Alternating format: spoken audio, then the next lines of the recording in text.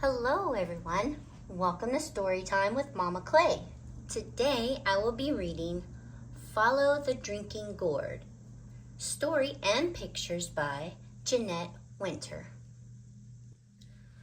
Long ago, before the Civil War, there was an old sailor called Peg Leg Joe, who did what he could to help free the slaves. Joe had a plan. He'd use hammer and nail and saw and work for the master, the man who owned slaves on the cotton plantation. Joe had a plan. At night, when work was done, he'd teach the slaves a song that secretly told the way to freedom. Just follow the drinking gourd, it said. When the song was learned and sung all day, Peg-Leg Joe would slip away to work for another master and teach the song again. One day, a slave called Molly saw her man James sold to another master. James would be taken away, their family torn apart, just one more night together. A quail called in the trees that night. Molly and James remembered Joe's song. They sang it low. When the sun comes back and the first quail calls, follow the drinking gourd. For the old man is awaiting for to carry you to freedom if you follow the drinking gourd. They looked to the sky and saw the stars. Taking their little son Isaiah, old Hattie and her grandson George, Molly and James set out for freedom that very night. Following the stars of the drinking gourd, they ran all night through the fields till they crossed the stream in the woods. When daylight came, they hid in the trees, watching, listening for the master's hounds set loose to find them. But the dogs lost the runaway scent at the stream. And Molly and James and Isaiah, old Hattie, and young George were not found. They hid all day in the woods. At night, they walked again, singing Joe's song and looking for the signs that marked the trail. The riverbank makes a very good road. The dead trees will show you the way. Left foot, peg foot, traveling on.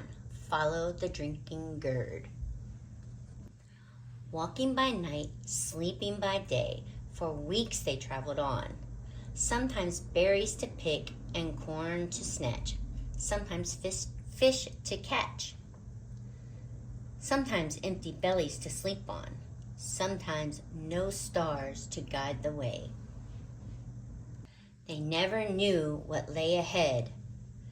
There were danger from men who would send them back, and danger from hungry beasts, but sometimes a kind deed was done. One day, as they hid in the thicket, a boy from a farm found them. In a bag of feed for the hogs in the wood, he brought bacon and cornbread to share. Singing low, they traveled on. The river's end between two hills. Follow the drinking gourd. There's another river on the other side. Follow the drinking gourd. On and on they followed the trail to the river's end.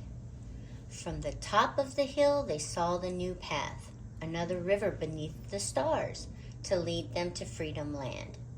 The drinking gourd led them on. The song was almost done. When the great big river meets the little river, follow the drinking gourd.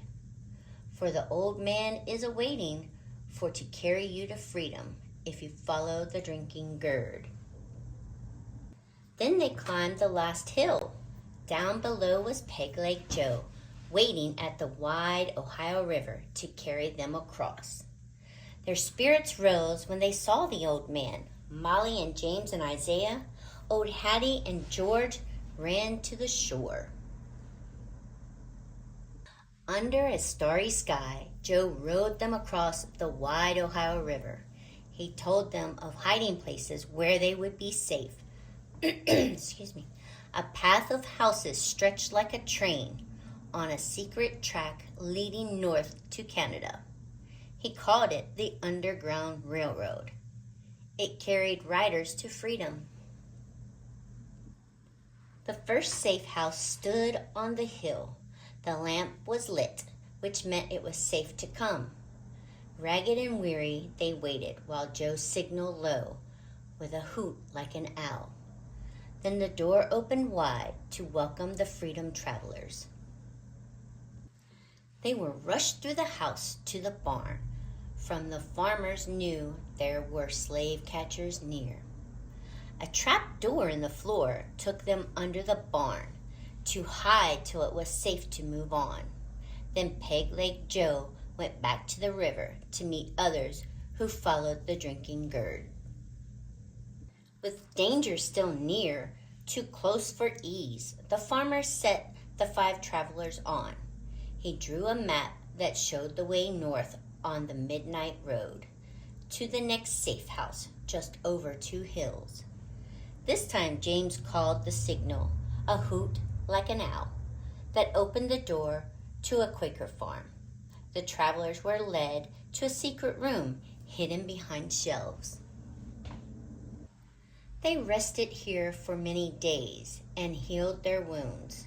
Soft beds, full meals, new clothes, hot baths washed away some fear and pain. Isaiah smiled. When they were strong, they traveled again from house to house on the underground trail, still following the drinking Gourd north. Sometimes they traveled on foot, sometimes by cart. The wagon they rode near their journey's end carried fruit to the market and the runaways to freedom. At last, they came to the shores of Lake Erie. Molly and James and Isaiah, old Hattie and young George, climbed aboard the steamship that would carry them across to Canada to freedom. 5 more souls are safe, old Hattie cried. The sun shone bright when they stepped on land. They had followed the drinking Gourd. The end. I hope everyone enjoyed following the drinking Gourd. Continue to come back for more stories and adventures with Mama Clay. Until then, happy reading!